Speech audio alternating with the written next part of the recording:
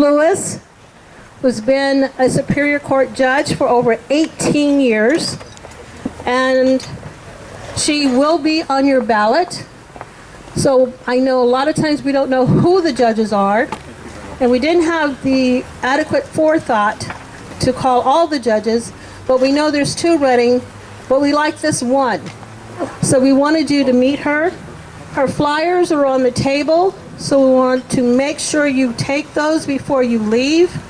Even if you don't need the information and you have voted already, pass the information on, what your great impressions are of Jacqueline. Thank you so much, Minerva. As Minerva said, my name is Jacqueline Lewis, and I'll correct her a little bit.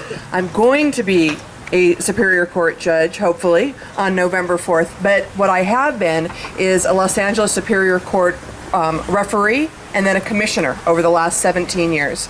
For those of you who don't know what those people do, we do the exact same job as a judge, but they call us subordinate judicial officers. And the only thing that's different between what I do and what they do is that I can't hold people in contempt, but I can send them to jail, and I can do all the other things that a judge would do.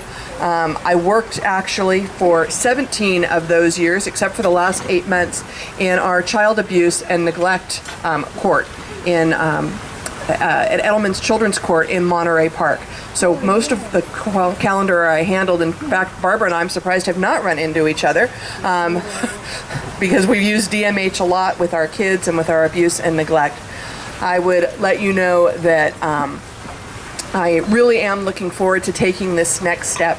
I've been training new judges for as many years as I can remember, and it's sort of time for me to take that step and be one. I'm happy to take questions at the end, but I'll tell you a little bit about myself. I went to UC Berkeley for law school, and like I said, I did child abuse and neglect as an attorney representing the Department of Children and Family Services for about 7 years before I first took the bench, and I've been sitting on the bench ever since.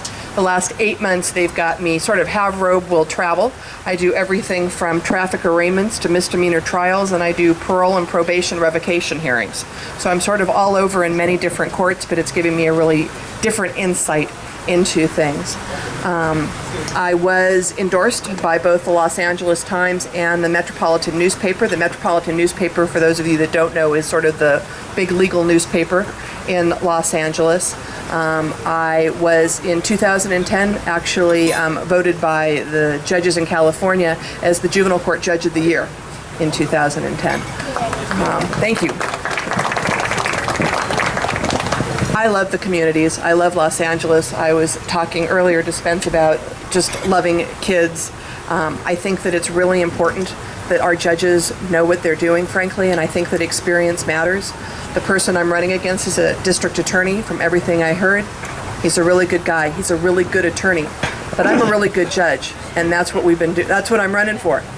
And I think that that experience matters. And I'm happy to take any questions, because I find as I go around that people have a ton of questions and never get a chance to ask them from either juvenile court judges or judges in particular. So if anybody has anything they'd like to ask, I will tell you I will appreciate your vote. As Minerva said, I'll actually bring some paperwork around to the tables. I would appreciate you telling people, because getting the word out, nobody knows who the judges are, and a lot of people don't really necessarily care. So getting the word out really helps. Yes? Is it true that you're the only judge that was extremely well qualified? Thank you for reminding me. I think it's been a really long day. Yes, there were 29 of us in the primary election, and I was the only one rated by the LA County Bar Association as their top rating as exceptionally well qualified. Thank you very much. Okay, I forgot that one. Any other questions anybody would like to ask? I knew Barbara. I was walking this way knowing she had something. So Barbara was asking about the backlog of cases and whether that is affected by the budget cuts at the federal level. And the reality is that's affected by the budget cuts at every level. They have cut the budget for the Superior Court. I don't have all the numbers at my fingertips, but like $12 million. We have closed 60-some courtrooms in Los Angeles County over the last few years, and that work's not going anywhere. The work continues to grow. We just don't have the courtrooms or the staff to be able to do it. So We try to prioritize the criminal because it has certain deadlines. We try to prioritize children and families to a certain extent. Our civil courts have really taken a hit. So we just keep kind of, squeezing the balloon from different ends, trying to get it. But yes, all of that has a big effect on the courts. Any other questions? Well, I will let you get on with your program. I really appreciate you taking a minute to listen to me. Like I said, I think it's really interesting to get out there and be able to tell people a little bit about what we do and how important it is. I think that I did 17 years of juvenile because I think it's probably the most important work that the courts do, frankly. And yet we're not allowed to talk about it very much, in part because we have confidentiality issues, which are a good thing. But nobody really knows what's going on until you read the front page of the LA Times and it's something horrific. So I think that it's important that we continue to support people that, love this work and love the county and want to do a good job for it. So thank you very much for listening. I hope you vote on Tuesday if you haven't voted already. And like I said, I'll leave you some flyers, but thank you very much. Thank you, Jacqueline.